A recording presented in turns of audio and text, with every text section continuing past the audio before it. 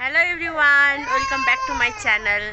आज चाहिँ हामी आशालाई 12 महिना पुरा भएपछिको खोप लगाउन जाँदैछौँ। ऊ चाहिँ लुगा लाउँदैछ सानो मम्मीले, अनि रुइरहेको छ। सुई हालेपछि कति रुन्छ होला।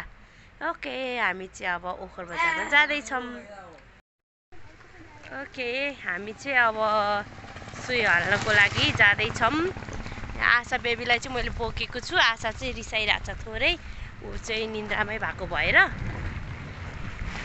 हामी पनि जानु पर्यो। हामी चाहिँ अब अटोमा जानु लाग्यो। अप्पुको भने हामी सँगै सुई हाल्ने।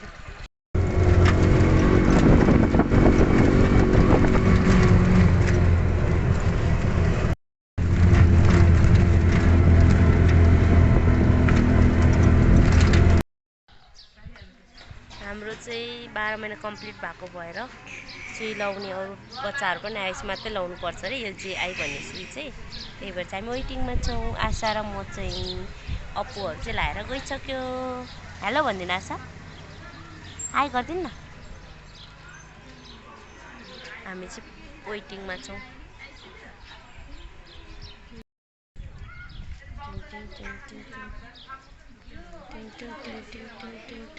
आशा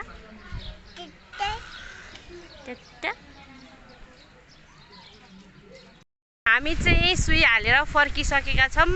यहाँ चाहिँ अप्पुको मम्मी, यहाँ चाहिँ आशाको मम्मी, हामी चारजना सुई हाल्ने ठाउँमा चाहिँ भिडियो खिच्ने भनेको। त्यहाँ अलिकति त्यो त्यस्तै भयो, त्यही भएर भिडियो खिचेन। अलिअलि रुयो दुवैजना। अब चाहिँ हामी वापस घर जाँदैछौँ हिँडेर।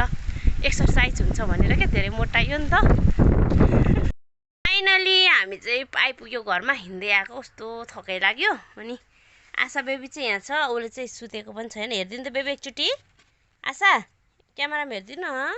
आशा, यदि हेर्नु त छोरी। ओ ए छोरीले सक्नुभयो, ताली बजाइदियो ए। ल, हामी चाहिँ प्याक भइसक्यो।